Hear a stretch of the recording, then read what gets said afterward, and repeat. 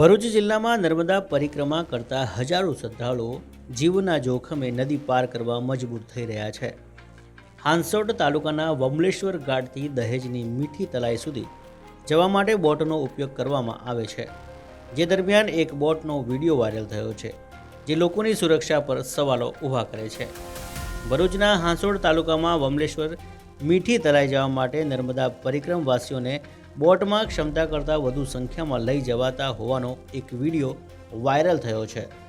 વિડીયોમાં દેખાતી બોટમાં અંદાજે 100 લોકોની ક્ષમતા હોય છે, પરંતુ આમાં 125થી 150 લોકોને બેસાડ્યા હોવાનું સ્પષ્ટપણે જોઈ શકાય છે।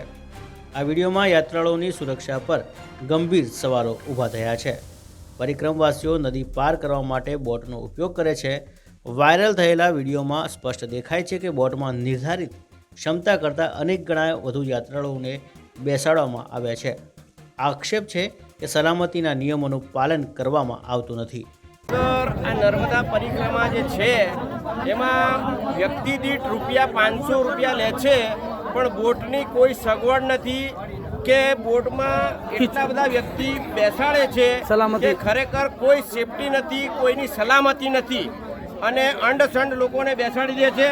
આ વિડીયો વાયરલ કરો અને બધા જુઓ, દેશ દુનિયામાં દેખે અને બધાનું સારું થાય। નર્મદા પરિક્રમા માટે લોકો નીકળી રહ્યા છે। અત્યારે નર્મદે હર બોટની અંદર ઊભા રહેવાની જગ્યા નથી, એટલા ખીચોખીચ માણસો ભરે છે અને પર વ્યક્તિના ₹500 ચાર્જ છે। આ એટલા બધા માણસો ઓવરલોડ બેસાડે છે, એની સલામતી શું? અને દરેકના ₹500 પાછા છે, જે પહેલાં પરિક્રમામાં 100 થી 150 લેવાતા।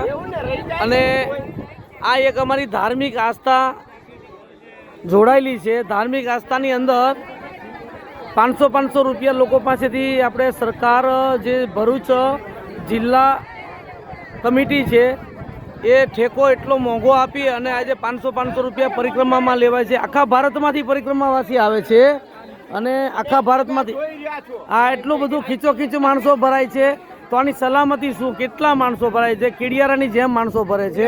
તો બેસાડ્યા પણ સેફટી માટે કંઈ નથી, પહેરવા માટે પણ કંઈ નથી, જેકેટ પણ નથી, જેકેટ પણ નથી।